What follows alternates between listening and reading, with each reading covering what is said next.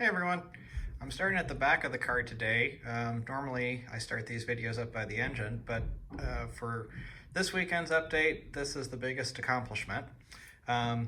If you've watched some of the previous videos, you've seen that I made the decision to go with an electric air conditioning compressor.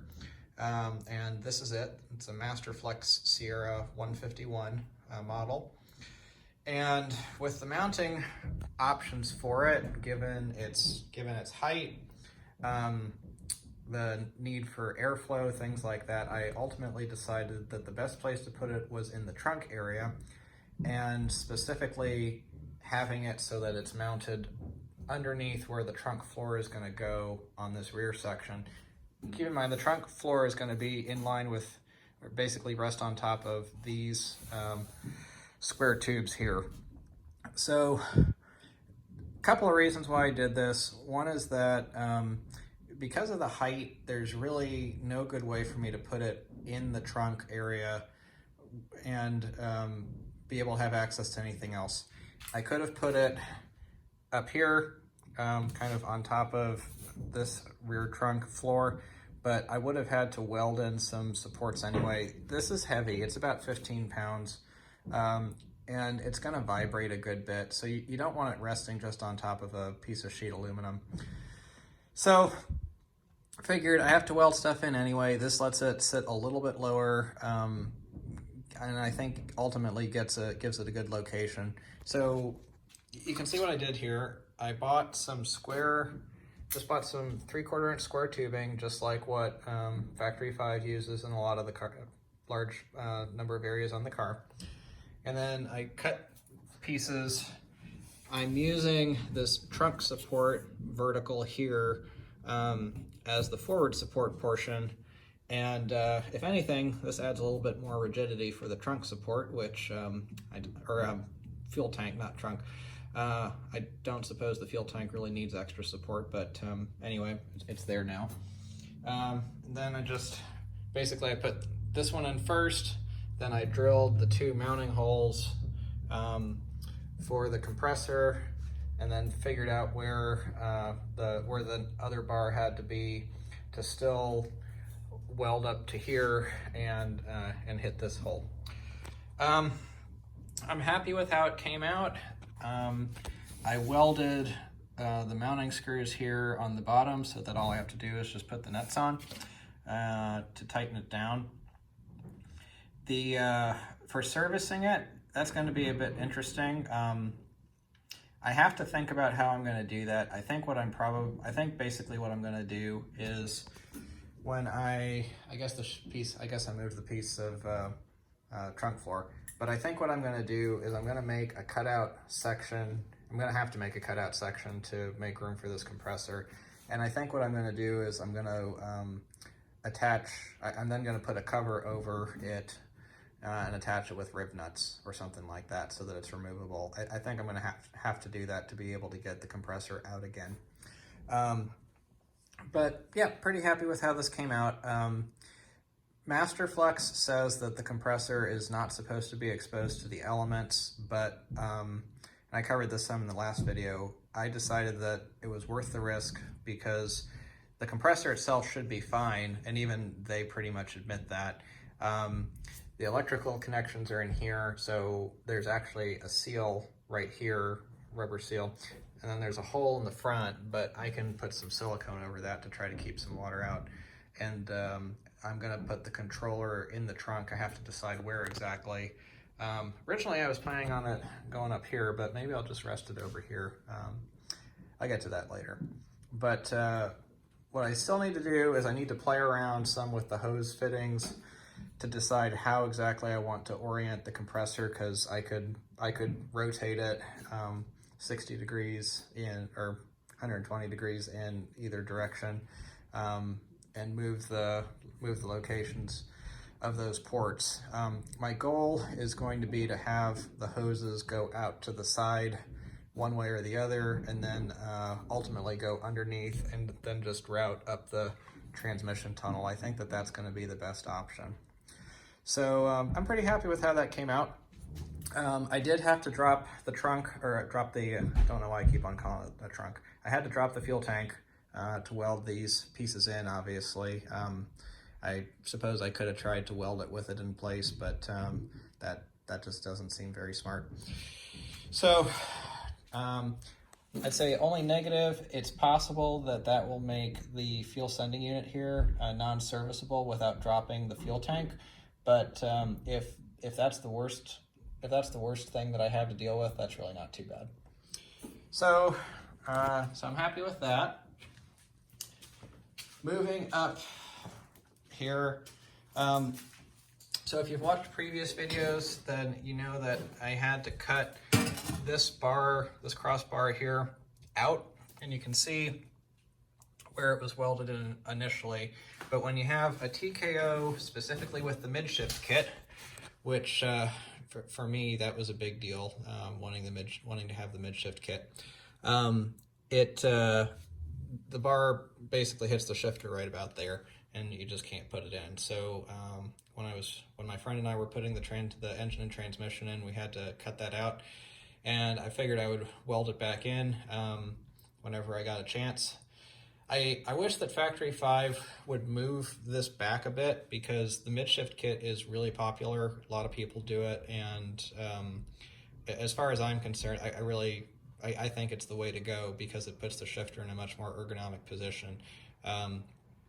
So I think they should just move the bar back a little bit to account for that, since it is a popular option, but really not too big of a deal. And apparently the older Roadsters did not even have these crossbars in there, so they add structural rigidity, but they're really not necessary per se. The same goes for this bar. I had to cut that out when I was working on when I was starting work on the HVAC. If you recall from a previous video, it came down literally right here, so obviously that was not going to work. So cut it out, and I was waiting to weld it in until I'd started doing some work on the dashboard and laying out the instruments and everything, so that I can see where it would fit. So that's where it fit. I guess if you take a look at the welds, you can tell which ones I did first and which ones I did later. I think they're good, but I'm by no means a professional welder, but I think they'll be strong enough, especially on non-critical components or non-critical areas. So those are welded in, and a couple of other things I did, and then I'm gonna go mock up the dashboard and show you something else. But I put these spark plug boot protectors on. And so if you remember, I had to modify the spark plug boots, or modify the spark plug wires by putting 135-degree boots on the in place of the straight down boots that you had on the 4.6. And because of that, and because it wasn't a factory setup, it was a lot of work to do. I figured these really aren't a bad idea anyway if you've got a performance vehicle, a performance engine, but I figured in this case it was especially worth it. They're rated to 1800 degrees Fahrenheit. They make a bunch of different ones like these, but I found these on Amazon and they weren't very expensive. And they have different colors, but I couldn't find any ones. The only ones I could find in black were rated for 1200 degrees instead of 1800, so figured I'd rather have the 1800 degrees just because theoretically the exhaust gas temperatures won't be quite that high, or won't even get to 1200 on this, but I don't know, they might get higher than that. But anyway, so those are on. I think they look good. Another little detail that I did was I've now tightened the alternator belt. So on the last video I'd welded everything up, but I was still missing that little adjuster bolt. So now you can kind of see how it works. It's just a fully threaded bolt, and I've just got a nut over here on the engine side. I guess I can't really point to it too well, but I've got a nut over on the right on the engine side to keep it attached at the bracket, and then I've got two nuts all tightened down to keep the adjustment, to make the adjustment right. So I'm happy with that setup. So it's nice to have that little detail done. One other little observation, just that I noticed, if you've been following the Speedmaster intake at all, one of the things, I don't think I'd mentioned this before, but I hadn't found the idle adjustment screw, and I was just actually looking at something completely different over here. And here it is, it's on the driver's side, I guess between the 6 and 7 cylinders. So that's nice, be able to adjust that, and then that'll basically just set where the way it's set right now, the throttle butterflies close all the way. Obviously that's really not what you're going to want for an idle setting. You're going to want them cracked just a little bit. So that's pretty much it for the moment. Let me mock up the dashboard real quick, and then I'm going to show you another observation. Before I get to the dashboard, I just wanted to make a couple more points about this compressor here. I got some questions about what does this cost? Why did I go with this? You know, just some general questions. I think I've covered these in a couple other videos, and when I get the whole system running, I'll do a more comprehensive video specifically about the air conditioning. Basically, so this is a MasterFlux Sierra 151 compressor. The compressor itself, I think, is it's still not cheap. It's about $650. However, you can't just buy the compressor. You need to buy the controller for it, which is this thing up here. Beefy unit, got a big heat sink on it. And this is, I forget how much this costs, but it's not all that much less than the compressor. I think it's like $450. This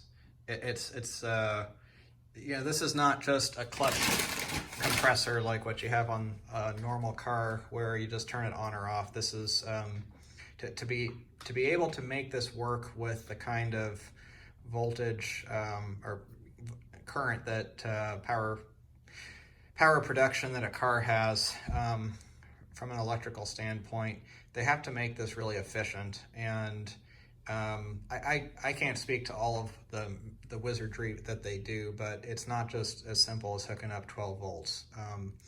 So total, it was about $1,200 to buy the compressor, the controller, and then they also included the mounts. They sent 3 sets of mounts. They only charge like $2 per set of mounts, but they're all a little bit different, so they sent the different ones so that I could figure out which ones I wanted to use. I chose these ones that are the shortest just to give it the lowest height profile. But yeah, it's by no means the cheapest way to go. So now, why did I go with this? There's really 4 reasons. The first one is that I wanted the car to be to only have the alternator as an engine-driven accessory. And that was just a personal goal. There's minimal reason for that. You could say that part of the reason for that is because I want to have something that's very responsive and revvy. And when you have physical mass that you're turning with a belt attached to the crankshaft, then that's going to hurt that. But then that kind of goes into the second reason of I wanted to have a really clean engine bay. Minimal things up there. Third reason was that this lets me put the air conditioning compressor in the trunk, which like I said, it's about 15 pounds, so that's a significant amount of weight. I mean, not huge obviously, but I'm moving it from basically almost as far forward in the car as you can get to almost as far back in the car as you can get. So that does help to put more of the weight distribution over the rear wheels. And then the fourth reason, and honestly this was really the biggest one, is that I've been interested in this company and their products for a number of years. I thought about putting them in actually an airplane that I used to manage as well. So in a lot of ways for me, this car is kind of an engineering proof of concept or test bed for various ideas I've been interested in for years, and just kind of wanted to see what I actually thought of them in practical use. So those are my reasons. Don't necessarily apply to anybody else besides me, but if those reasons resonate with you, maybe this is something that that you want to try as well. Another question relating to that I've gotten is, how do you power it? Because that takes a lot of juice, and it does. It takes about 50 amps of power at 12 volts at max capacity or max output. And so I power it with this. It's a PowerMaster 200 amp alternator. It's based off of a Ford 3G housing. I bought this because it's a one-wire alternator, and that was something that I really wanted to have to simplify the alternator wiring. Given how much complexity I'm putting into the car elsewhere, maybe that's silly, but anyway, that was the decision I made.